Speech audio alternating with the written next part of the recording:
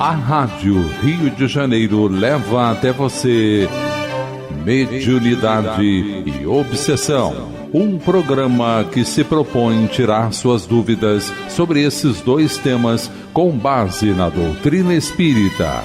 Apresentação: Moisés Santos.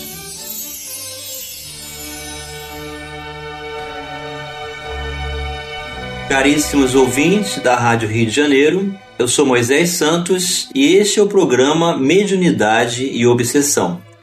Vamos dar continuidade às nossas reflexões, aos nossos estudos, às bases doutrinárias do Pentateuco kardeciano e as obras subsidiárias pela mediunidade dos grandes médiuns consagrados que nos dão a oportunidade da condição de serem intermediários do plano superior e cada vez mais clarear para nós essa condição natural da vida, do espírito, que é o uso da mediunidade.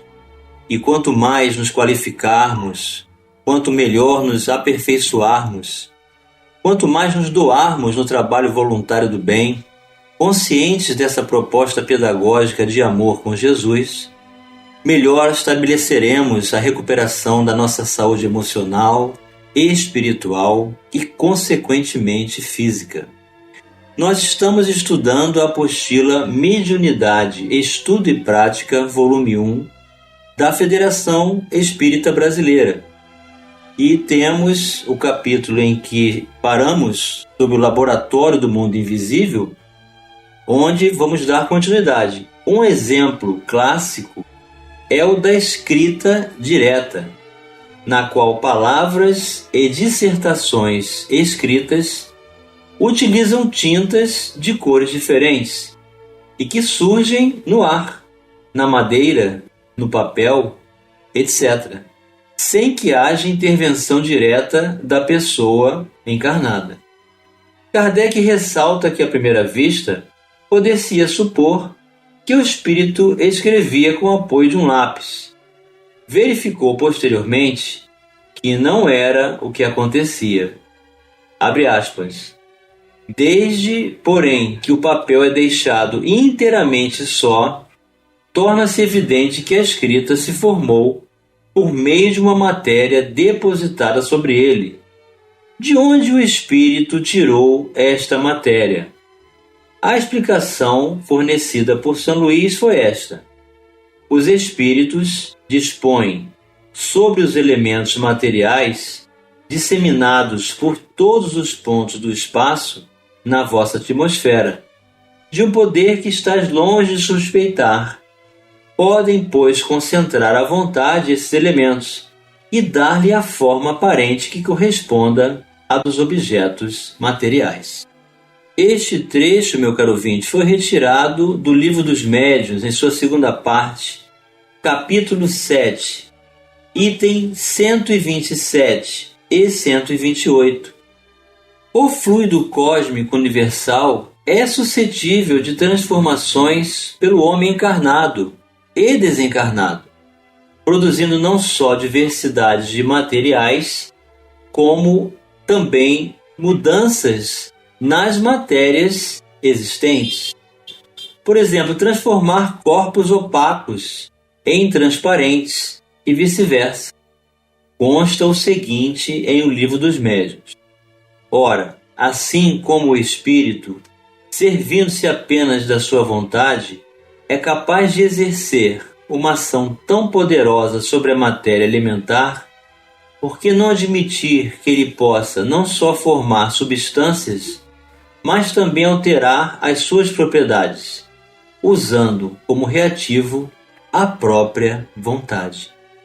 Então é pelo uso da vontade, pela concentração e foco do pensamento e conexão com o fluido cósmico, é que se estabelece a conexão com os recursos ectoplasmáticos oferecidos pelos médiuns de efeitos físicos, pelos recursos da natureza, que os espíritos conseguem estabelecer esse concurso direto, sem que haja a intervenção do médium, porém sempre com seu apoio no que diz respeito à doação de fluidos. Vemos então a importância da vontade na realização de qualquer tipo de fenômeno, exercida não só pelo espírito errante, aquele que aguarda a próxima reencarnação, como também pelo encarnado. Na verdade, a vontade funciona como a gerência esclarecida e vigilante, governando todos os setores da ação mental, como ensina Emmanuel. Essa frase de Emmanuel foi retirada do livro Pensamento e Vida, no capítulo 2. A vontade exerce, portanto, papel fundamental na produção de todos os fenômenos mediúnicos e anímicos, inclusive na transmissão de fluidos magnéticos espirituais pelo passe, atividade corriqueira na casa espírita. Então, meu caro ouvinte, você que é médium, que aplica o passe na casa espírita, deve manter constantemente o estudo atualizado, a conexão com o entendimento, porque esses recursos, fluidos magnéticos, potencializados pelo mundo espiritual, usando o nosso magnetismo, vai dar curso a esse papel fundamental na produção do tratamento coadjuvante, que é o passe na casa espírita. E a vontade de servir, de amar, de se doar, de se conectar e comungar com o propósito, estabelece então a nossa saúde espiritual, nosso equilíbrio. Sabe-se do papel capital que desempenha a vontade em todos os fenômenos do magnetismo. Porém, como explicar a ação material de um agente tão sutil? A vontade é atributo essencial do espírito, isto é, do ser pensante. Com o auxílio dessa alavanca, ele atua sobre a matéria elementar e, por uma ação consecutiva, reage sobre os seus componentes, possibilitando assim a transformação de suas propriedades íntimas. Trecho de O Livro dos Médiuns, também na segunda parte, capítulo 8, o item 131. E assim encerramos o tema 4 do Laboratório do Mundo Invisível, do módulo 2, do programa 1. E já vamos adentrar no tema 5, as reuniões mediúnicas sérias, natureza e características. Todo esse conjunto de informações, meu caro ouvinte, representam condições basilares para a nossa segurança no trabalho junto ao processo mediúnico, nas reuniões mediúnicas da Casa Espírita, nas reuniões de desobsessão, na aplicação do passe, nos tratamentos que existem como proposta coadjuvante de ação perispiritual e não física. A repercussão é que será física, mas essas reuniões dependem de certas condições. Vamos conhecer. As reuniões mediúnicas, assinala Allan Kardec, são importantes para a aquisição de conhecimento a respeito do mundo espiritual e dos seus habitantes, e também para incentivar o estudo e esclarecimento dos participantes, favorecendo a troca de ideias e observações em comum. Para obter bons resultados, devem funcionar como um todo coletivo e serem realizadas sob condições especiais de controle. Mas, meu caro ouvinte, como podem ser classificadas as reuniões mediúnicas e ao que encontram-se relacionadas os seus integrantes? Vamos esclarecer este conceito. Esclarecendo conceitos. A natureza e as características dessas reuniões estão necessariamente relacionadas ao nível de conhecimento e ao caráter moral dos seus integrantes. Podem então ser classificadas em frívolas, experimentais e instrutivas. Então veja como é importante a nossa qualificação com o estudo, o uso da boa vontade, o uso da disciplina e da força de vontade para amadurecer, para estabelecer a própria reforma íntima, porque são as nossas qualidades, a natureza do nosso nível de conhecimento, o nosso caráter moral vai determinar o padrão vibratório dessas reuniões. Dando sequência à apostila, no item 1 nós temos natureza e características das reuniões mediúnicas. As reuniões frívolas. Frívola, meu caro ouvinte, significa sem valor, fútil ou insignificante. Então essas reuniões frívolas se compõem de pessoas que só veem o lado divertido das manifestações e que se divertem com os gracejos dos espíritos levianos. Estes as apreciam bastante e a elas não faltam, por aí gozarem de inteira liberdade para se abrirem e, portanto, se exibirem. São nessas reuniões que se perguntam banalidades de toda sorte. Não se trata de uma reunião mediúnica espírita propriamente dita, e os espíritos superiores não comparecem a essas reuniões. Então, quando estabelecemos interesse nessas frivolidades, nos gracejos, nas brincadeiras, nas gozações, nas ocupações fúteis, os espíritos superiores não comparecem. E Allan Kardec traz como classificação que esse tipo de reunião também não é nem classificado como reunião mediúnica espírita. Temos as reuniões experimentais, que à época de Kardec serviam mais particularmente à produção de manifestações físicas e foram realizadas por eminentes estudiosos e por autoridades do mundo científico. A curiosidade é um dos fatores que motivam a participação nessas reuniões. E ainda que ocorram bons fenômenos mediúnicos, estes nem sempre são suficientes para convencer os presentes e torná-los espíritas. O codificador acrescenta os comentários que vamos apresentar. Então, quando o participante está diante de fenômenos mediúnicos, ele pode ser convencido da existência dos espíritos, mas a conversão só se dá pela reforma íntima, pela identificação com o ideal e quando trazemos por referência esse ideal para cada uma das nossas vidas. Vamos continuar estudando a natureza e características das reuniões mediúnicas já no próximo bloco.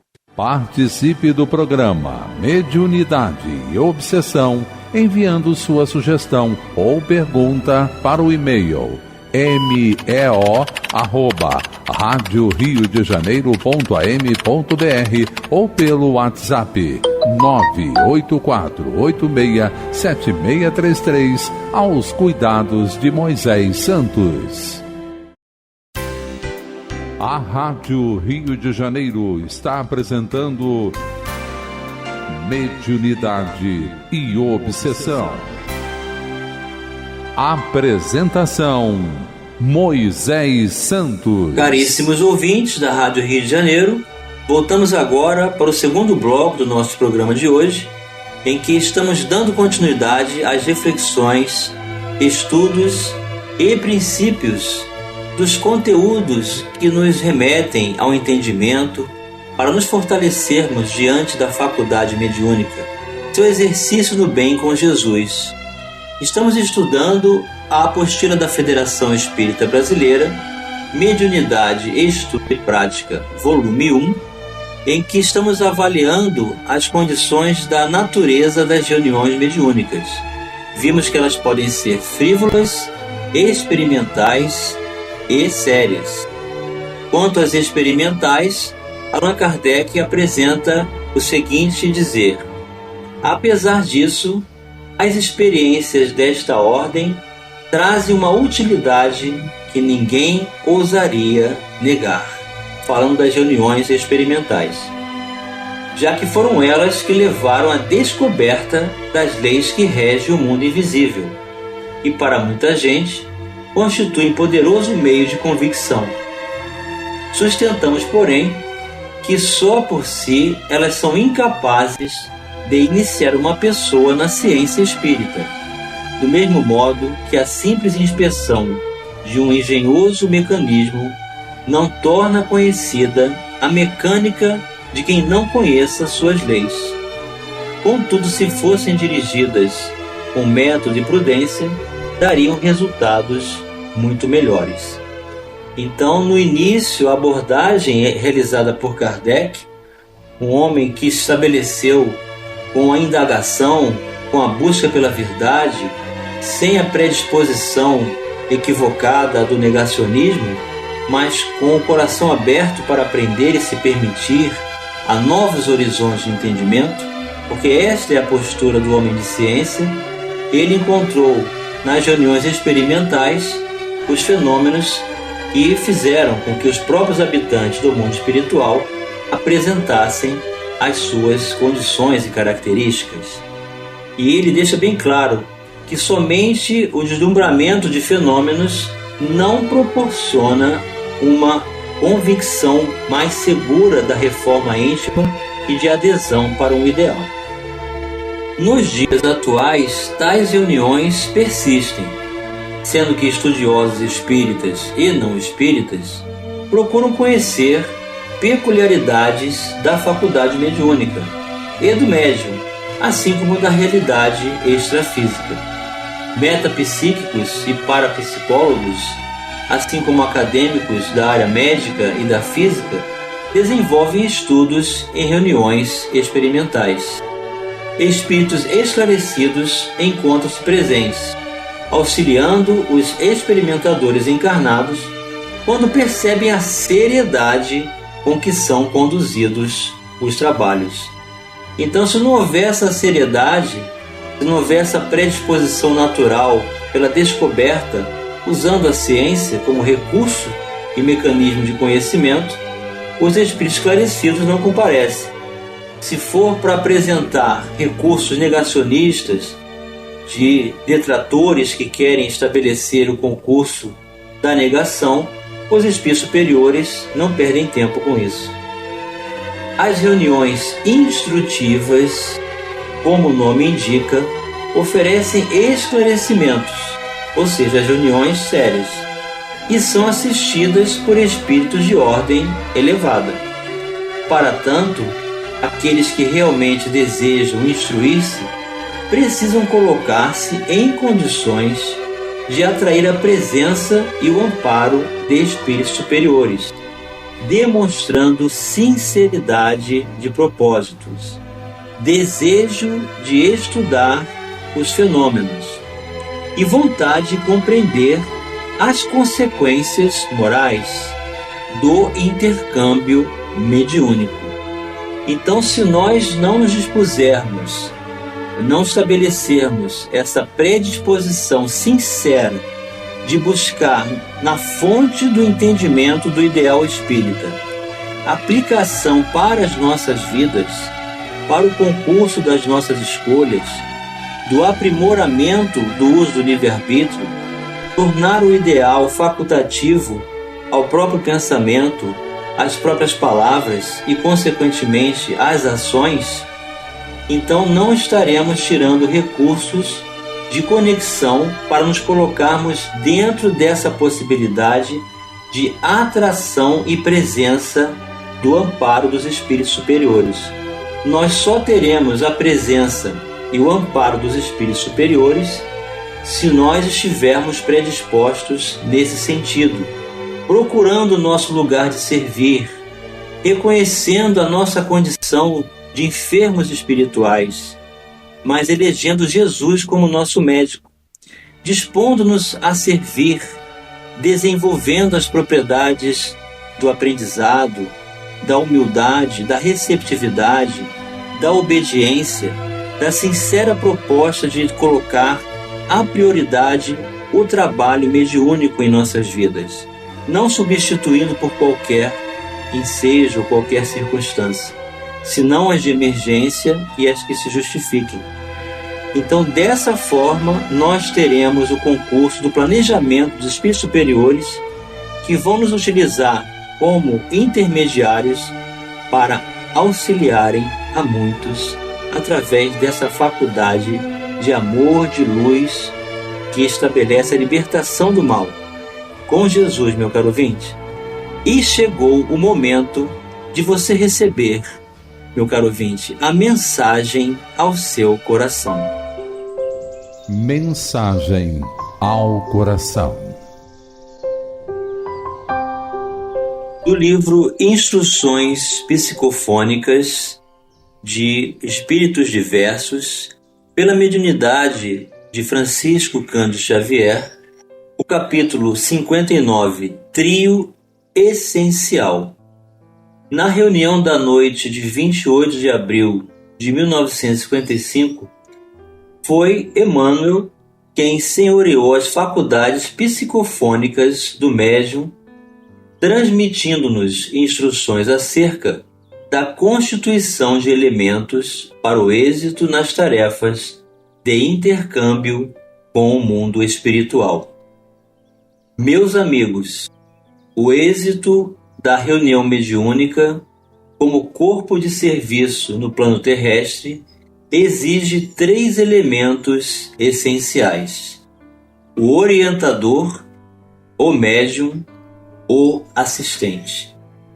Nesse conjunto de recursos tríplices, dispomos de comando, obediência e cooperação.